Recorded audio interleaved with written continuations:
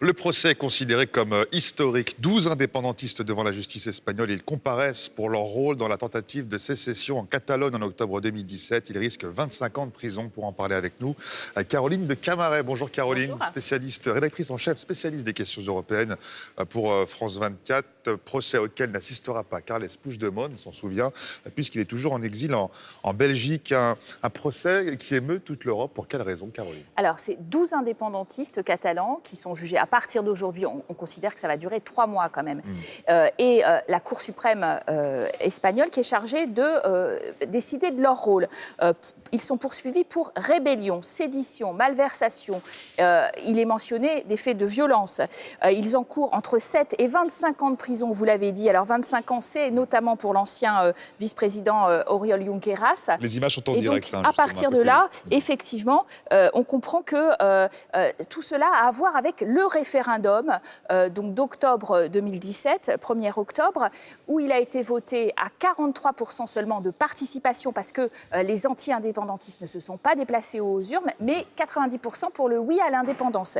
Et à partir de là, le 27 de ce mois d'octobre, eh bien, il y a eu un parlement régional qui a déclaré l'indépendance, on lui reproche, puis suspendu cette indépendance. Le fameux, vous l'avez dit, Carles Puigdemont est parti, s'est enfui, puisque Mariano Rajoy l'a destitué, il s'est enfui donc en Belgique. Et là, la Catalogne, ses 7 500 000 habitants ont été mis sous tutelle avec l'article 155 qui a été activé donc, pour reprendre les pouvoirs régionaux. Et Carles Puigdemont ne va pas assister à ce procès, en effet. Les autres sont jugés et veulent apparaître un peu comme les martyrs de cette indépendance catalane. Et c'est pour ça que vous voyez 600 journalistes, effectivement une reprise en direct de ce procès avec beaucoup de battage médiatique. Alors, le Parti socialiste en place depuis juin dernier, Caroline, a-t-il une approche différente du Parti populaire face à cette question justement de l'indépendantisme catalan? C'était le sentiment qu'on avait parce qu'il y avait une volonté de dialogue plus affirmée chez les socialistes. Mais quand on écoute, parce que je l'ai interrogé dimanche dernier, par exemple le ministre des Affaires étrangères de l'Espagne, il s'agit de Josep Borrell. C'est un Catalan lui-même, mais vous allez le voir, il est très anti-indépendantiste. Il ne parle pas de procès politique, bien au contraire, on l'écoute. Un procès politique, non. En Espagne, nous avons une séparation des pouvoirs, comme chez vous. La démocratie espagnole, dans tous les classements internationaux, a une position très bonne, mais bien supérieure à d'autres pays européens. C'est un procès qui va suivre les règles, les procédures judiciaires. On ne juge pas des opinions politiques, on juge des actuations.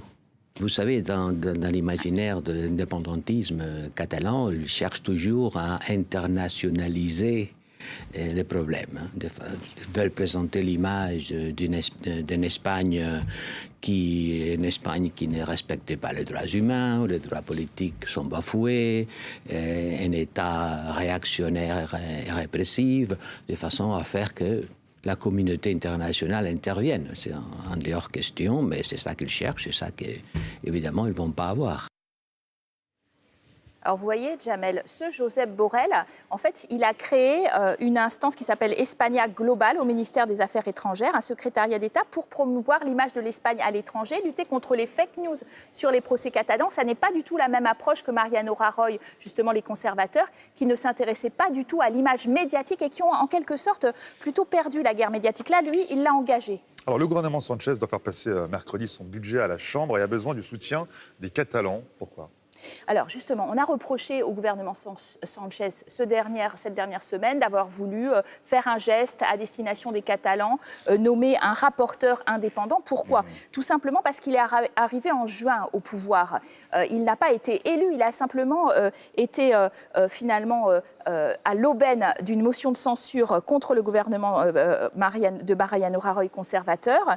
Et il a une minorité au Parlement. En fait, il n'a que 84 sièges sur 350. Il doit s'appuyer sur Podemos à sa gauche, la gauche radicale, mais aussi sur les indépendantistes catalans. Et donc, en effet, pour lui, il est impératif de faire voter mercredi, demain, donc, son budget. Et s'il n'y parvient pas, Pedro Sánchez, il devra probablement repasser par des élections législatives anticipées qu'il ne souhaite pas vraiment, avant l'échéance qui est prévue en 2020. Alors dimanche avait lieu une grande manifestation à Madrid pour l'unité de l'Espagne et défilait côte à côte l'extrême droite et la droite. Est-ce que c'est un signe pour l'avenir?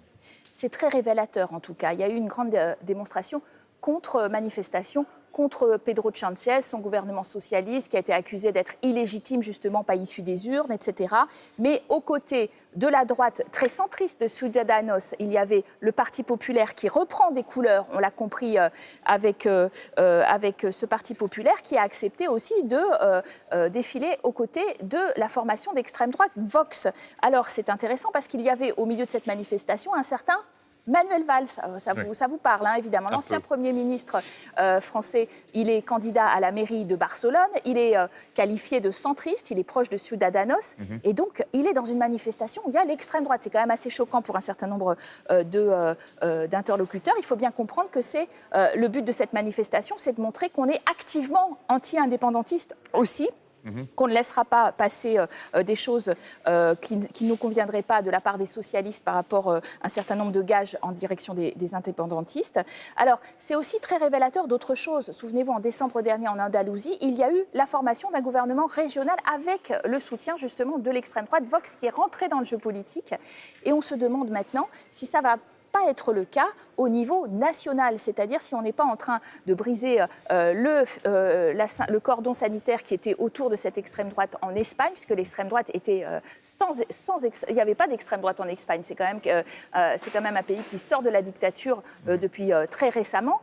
Si on n'est pas en train de briser ce cordon sanitaire, s'il n'y aura pas possibilité qu'aux prochaines législatives, il y ait une alliance objective et que l'extrême droite entre au prochain gouvernement ou soutienne un prochain gouvernement du Partido Popular, autant d'inquiétudes en effet pour les Espagnols et surtout pour l'ensemble des Européens. Et puis ça peut changer la donne effectivement pour les prochaines élections européennes précisément. Merci beaucoup Caroline de Camaret, rédactrice en chef, spécialiste des questions européennes pour France 24. Restez avec nous. Direction Radio France pour l'essentiel, on se retrouve juste après.